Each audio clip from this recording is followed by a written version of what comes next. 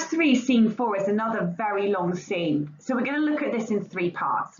We're going to look at it just prior to the feast when Macbeth is preparing himself to go in and be received by his guests. And at this point, the murderers arrive and they report to him that Banquo is dead, but Fleance has escaped. Macbeth is obviously very shaken by this, and although he thanks them for what he's done, he arranges to meet with them the following day so that he can discuss what they need to do about Fleance. The next stage we see is just before they start to sit down and actually eat. The ghost of Banquo appears and takes Macbeth's seat, and he's very, very confused and shocked by this. The guests, of course, can't see Banquo's ghost, so they are incredibly confused by what's going on. They think perhaps he's ill. So Lady Macbeth reassures them and says, don't worry, he's been like this since he was young, he'll soon be well. Just ignore him, let's get on with the feast, don't worry. She draws Macbeth aside and attempts to calm him down and say, don't worry, it's just your fear, it's the painted dagger. But he ignores her and speaks directly to Banquo's ghost, demanding that he speaks. And then the third part of this scene is Macbeth raising a toast to Banquo, sort of to absent friends sort of thing. And at this point, the ghost reappears again. And Macbeth can't contain himself this time. He has this huge outburst directed at the ghost. And Lady Macbeth realises that she can't smooth things over anymore. Ross is asking what's going on. And Lady Macbeth says, look, you're just going to have to go. He's not going to get better at this point. And since his illness is deteriorating, she dismisses them all, and they have a final conversation between the two. When he's alone with Lady Macbeth, he says that he feels he's going to have to go back to the witches. He needs to go back and find out the additional information that he feels that he's missing. Here we go. Let's look at this in a bit more detail. So Macbeth is welcoming his guests and does say, sit down and then I'll welcome you. And he says, we'll come around you and we'll mingle and we'll say hello and play the humble host. He says to Lady Macbeth, welcome, and she reminds him to give the cheer. It's really important just to think back to that Act 1, Scene 6, where we talked about the honour of hosting. So for Macbeth to be giving this feast and for the people that are attending, this would be a great honour. And Macbeth is already falling short in his role as king. He doesn't know how to behave. He doesn't do the right thing at the right time. The murderer then appears and he goes off to talk to them. Macbeth immediately notices the blood on the murderer's face. And we just have to pause and remind ourselves of the idea of having blood on your hands. Macbeth has referred to himself as having hangman's hands. He said, all great Neptune's oceans never wash these hands clean.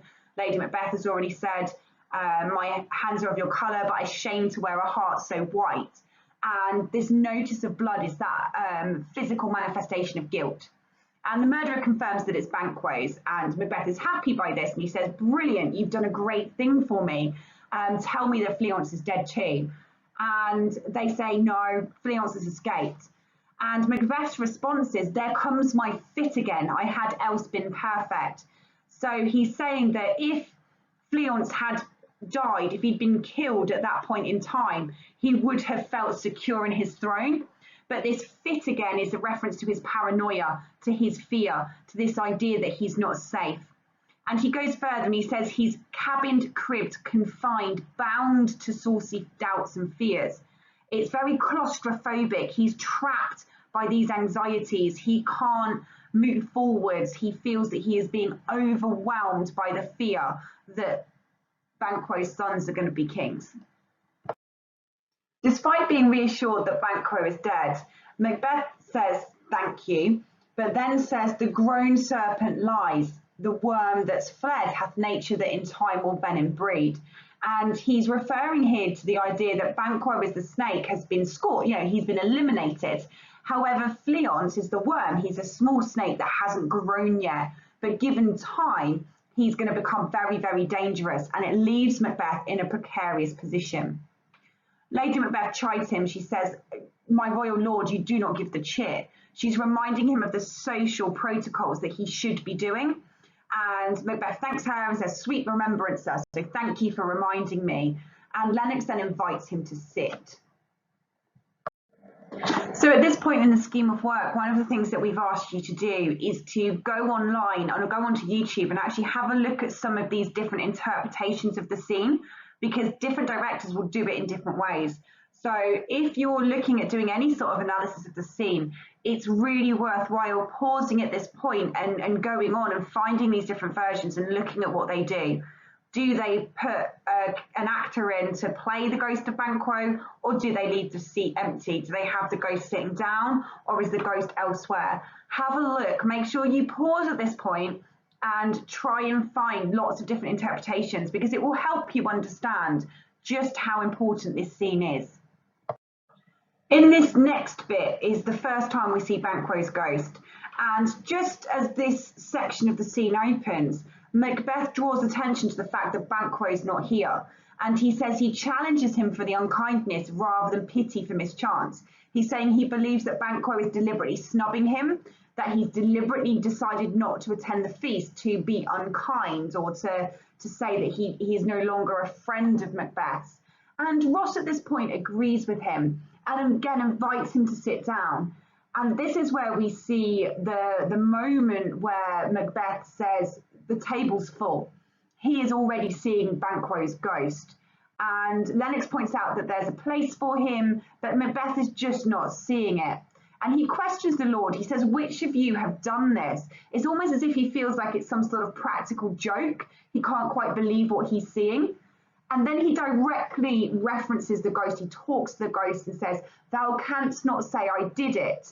Never shake thy gory locks at me. So he's reaching out to the ghost and saying, you can't blame me. Don't come back and try and haunt me. And Ross's response is, rise, as in stand up. His Highness is not well.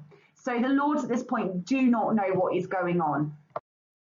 But Lady Macbeth, ever the defender of Macbeth, reassures them and says, sit, sit. My lord, my king, Macbeth is often thus and hath been from his youth. She's indicating, perhaps as a cover-up, that Macbeth acts like this, that he has fits of a kind of madness almost, as a way to excuse what he's doing.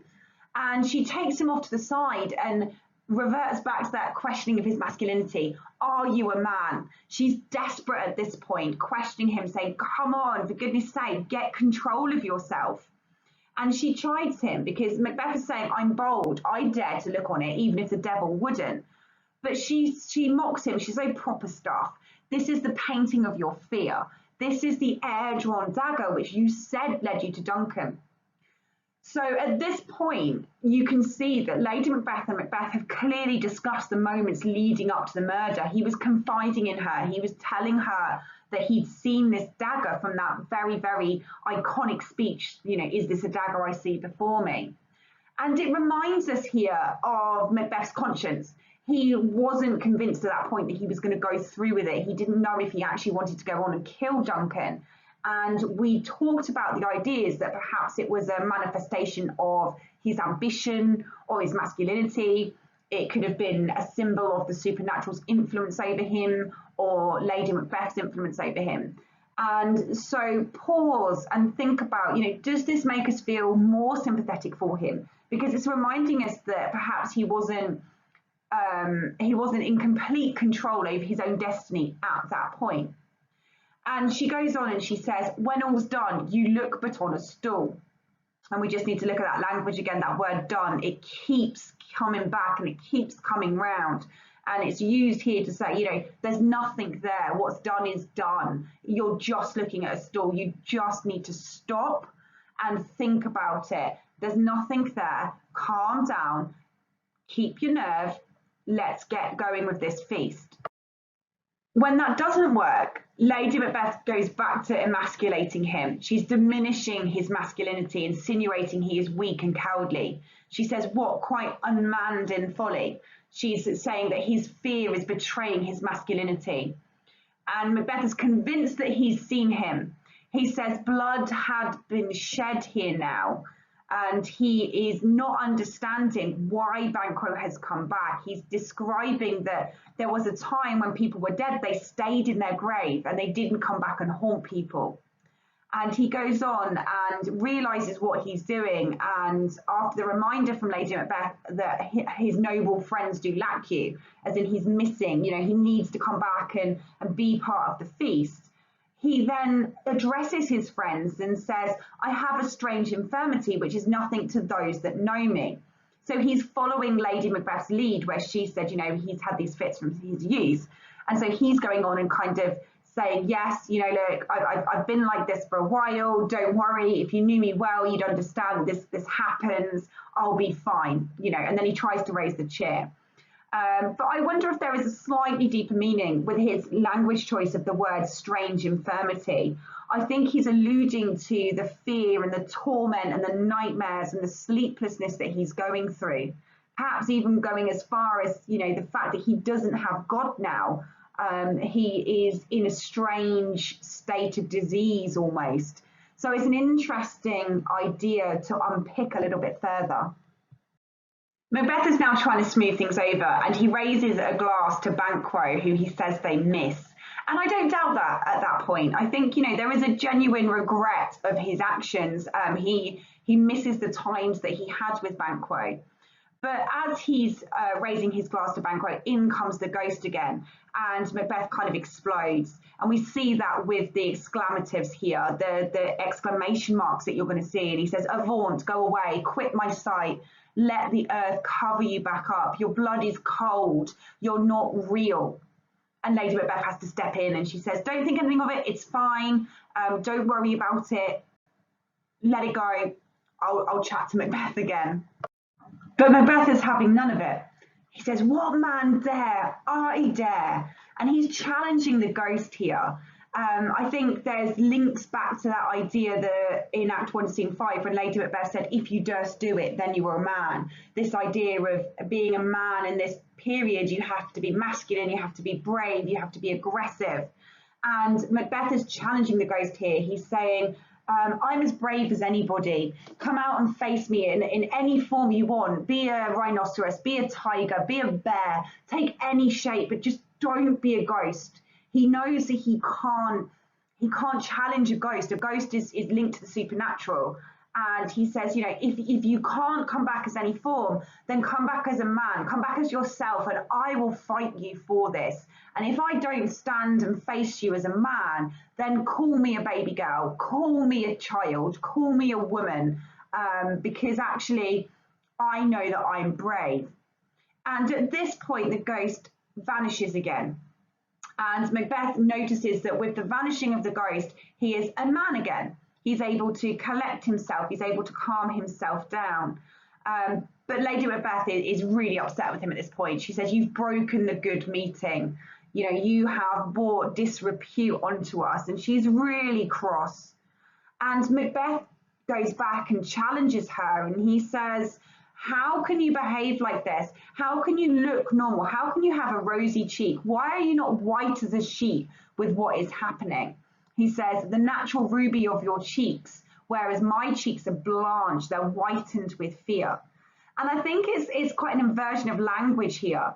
Originally, back in just after the murder, she says, "My hands are of your colour," as in my hands are red, they're covered in blood, "but I shame to wear a heart so white." And here we've got this idea of Macbeth's cheeks being white. And so there is this idea that Macbeth's heart is white, that his face is white.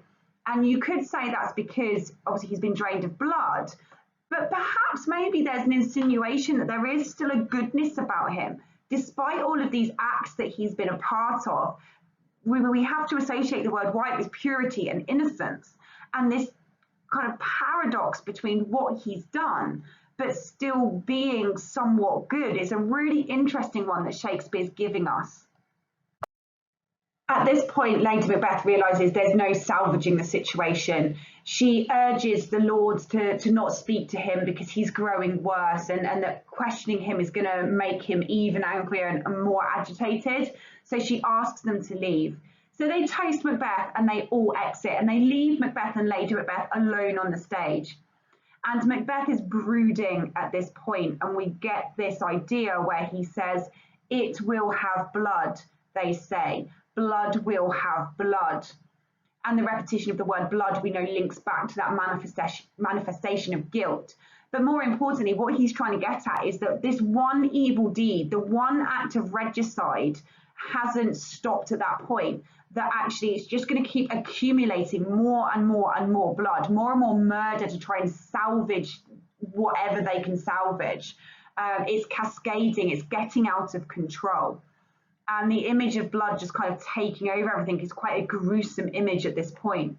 And he continues with this image of decay and death and things being rotten when he says, magpies and choughs and rooks brought forth the secretest man of blood. And the magpies are the original form of magpies. So birds that we associate with death and with stealing. Choughs and rooks are also black birds that are associated with death and evil.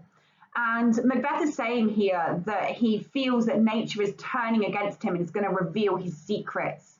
And it links back to that idea of the raven himself, his horse that croaks the fatal entrance of Duncan. These birds, these evil harbingers of death, are taking over now, and it is just spiraling out of control. And he asks Lady Macbeth, what is the night, as in what time is it? And she replies with almost at odds with morning. And that idea again of light and dark in competition with itself draws back to the idea of fair is foul and foul is fair. Things aren't what they seem. Night is strangling the day. Light is being taken away by the evil that is now in the world. The final bit of the scene shows Macbeth thinking about what he's going to do now. And he says, I will go to the Weird Sisters. I need to go back to the witches. I'm bent to know by the worst means. He knows that the witches are evil. He knows that they are equivocating and that they are being ambiguous with him. But he needs to know for his own good. He needs to know what is going to happen to him. And then he says one of the best lines of the play, I am in blood stepped in so far that should I wade no more, returning were as tedious as go over.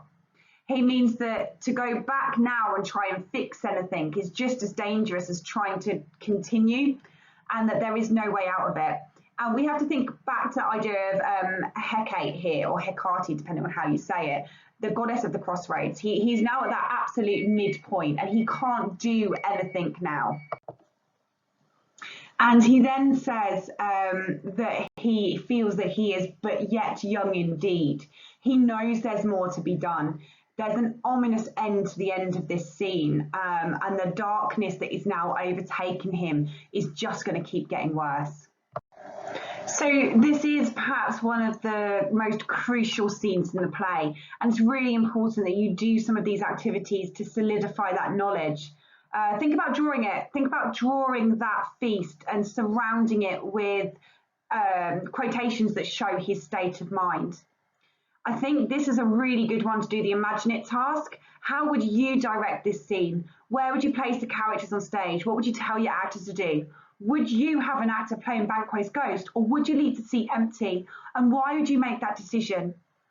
Think about writing it. This is a good opportunity to perhaps be one of the lords who've attended the feast, and think about how you would react to it if this is all unfolding in front of you. What would your interpretation of what is going on in front of you be? Or analyse it. How does Shakespeare present Macbeth and Lady Macbeth in this scene? What's happened to their power? How far have they deteriorated? Do we believe that Macbeth is insane? Are there still supernatural influences at play? Is Lady Macbeth having any control anymore, or is she just desperately clinging on to what's left? Really think about unpicking some of those quotes, because there are some crucial quotes in this scene.